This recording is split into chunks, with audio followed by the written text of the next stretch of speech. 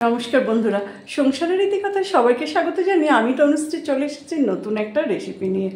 এখন বাজারে চারিদিকে এত তাল, চারিদিকে তালের একদম ছড়াছড়ি।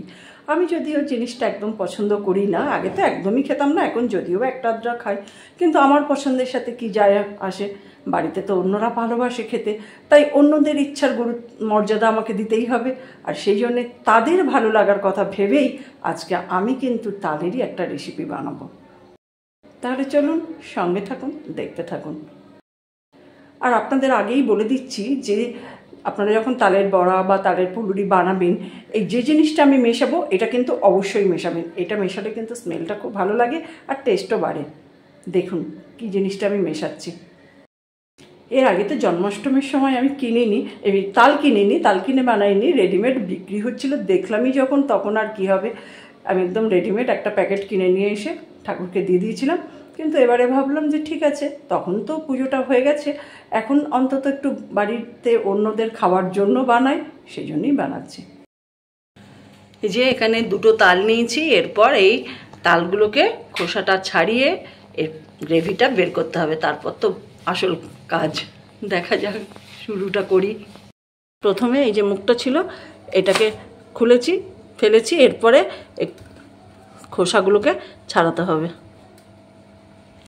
এই যেরকম একটা বেতের ঝুড়ি নিয়েছি, এই ঝুড়িটার মধ্যে ঘষে আমি গ্রেভিটা বের করছি। এই যে গ্রেভিটা নিচে গিয়ে পড়ছে, আর ওই ঝুড়িটা একটু লেগে আছে যদিও, ওগুলো নিয়ে নেবো, এইভাবেই বের করে নেবো। তালটা তো আমি দেখলেন কিভাবে এই গ্রেভিটা বের করলাম। এই যে দুটো তালের করিনি, একটা তাল থেকে এতটা হয়েছে, যখন দেখলাম এতটা হয়ে গেছে আমি আর দুটো তাল করলাম না, একটাই করেছি, আর একটা তাল রাখা আছে, পরে করে নেব। এখানে আমি একটা বাটি নিয়েছি, আর এই যে এই তালের পাল্পটা দিয়ে দিলাম, সবটাই এখানে দিয়ে দিলাম।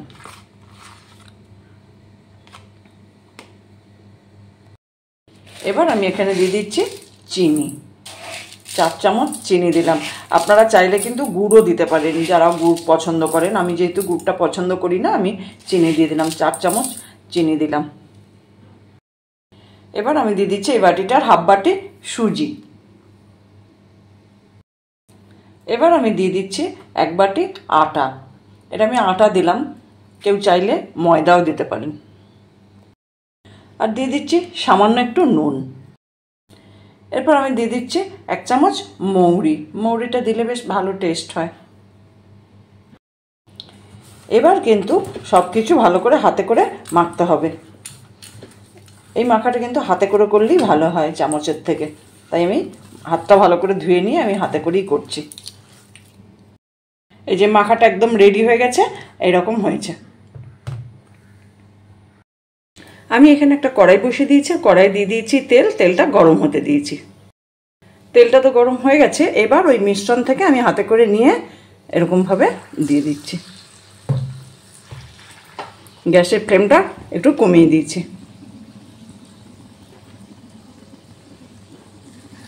এইভাবে দিয়ে দেবো।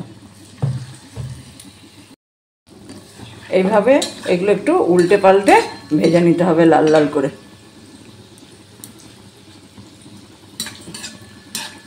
একটু উল্টে পাল্টে লাল লাল করে ভেজে নিচ্ছে। গ্যাসের ফ্লেমটা একটু কমানো আছে, না হলে আবার পুড়ে যাবে, ভেতরটা কাঁচা থেকে যাবে।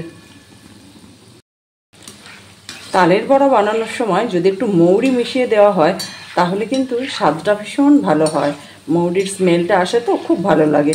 তাই আমি আপনাদের বলবো যে তালের বড়া যখন বানাবেন তখন কিন্তু একটু মৌরি মিশিয়ে দেবেন। এগুলো তো ভাজা হয়ে গেছে, এবার আমি এগুলো তুলে নিচ্ছি। আর ওখানে একটা বাটির মধ্যে আমি একটা টিস্যু পেপার পেতে দিয়েছি। এবার এখান থেকে তেল থেকে তুলে নিয়ে ওই টিস্যু পেপারের উপর রাখবো, যাতে করে আর কি বাড়তি তেলটা শোক করে নেয়। এই যে এগুলো হয়ে গেল, এবার আমি এটা তুলে এই টিস্যু পেপারের উপরে রেখে দিলাম। আবারও আমি ওই একই রকমভাবে বাকিগুলো ভেজে নেব।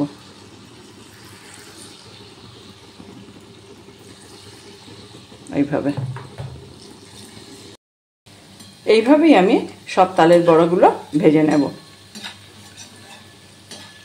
আর এগুলো তো হয়ে গেছে, আর এই যে এইগুলো হচ্ছে, আরও 1-2 বার হবে, যতটা আমার হয়েছিল মিশ্রণটা, তাতে আর দুবার হবে। এইভাবে বাকিগুলো ভেজে নেব। একদম রেডি হয়ে গেল গরম গরম তালের বড়া। কত সুন্দর দেখতে লাগছে। আমি যদিও তাল তেমন পছন্দ করি না, খাই না, কিন্তু আমি খাই না তো কি হয়েছে, বাড়িতে যারা আছে তারা তো খায়, তাহলে তাদের জন্য তো অবশ্যই আমার বানিয়ে দেওয়া উচিত, সেই জন্যই বানালাম। আমার বানানো তালের বড়াগুলো কেমন হয়েছে জানাবেন, ভালো লাগলে একটা লাইক দেবেন। আমার রেসিপিটা ফলো করে আপনারাও বাড়িতে একদিন বানিয়ে দেখতে পারেন। বাড়িতে বানালে কেমন হয়েছে জানাবেন। দেখুন আমার বানানো তালের ফুলুরিগুলো কেমন হয়েছে জানাবেন, ভালো লাগলে একটা লাইক দেবেন। আমার রেসিপিটা ফলো করে আপনারাও বাড়িতে একদিন বানিয়ে দেখতে পারেন। বাড়িতে বানালে কেমন হয়েছে জানাবেন। যারা এখনও আমার চ্যানেলটা সাবস্ক্রাইব করেননি তাদের অনুরোধ করব আমার চ্যানেলটা সাবস্ক্রাইব করে নেওয়ার জন্য। আর অলরেডি যারা সাবস্ক্রাইব করেছেন, আমার সঙ্গে আছেন, পাশে আছেন, তাদের তো অসংখ্য ধন্যবাদ। এইভাবে আমার সঙ্গে থাকুন, পাশে থাকুন, সবাই ভালো থাকুন, সুস্থ থাকুন। দেখা হবে অন্য কোনো দিন অন্য কোনো রেসিপি নিয়ে। ভালো থাকবেন সবাই। দেখুন কত সুন্দর দেখতে লাগছে, দেখেই মনে হচ্ছে যে গরম ভাতের সাথে মেখে খাই।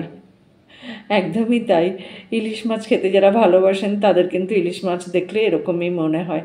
আমার রেসিপিটা ফলো করে আপনারাও বাড়িতে একবার বানিয়ে দেখতে পারেন। বাড়িতে বানালে কেমন হয়েছে জানাবেন, ভালো লাগলে একটা লাইক দেবেন।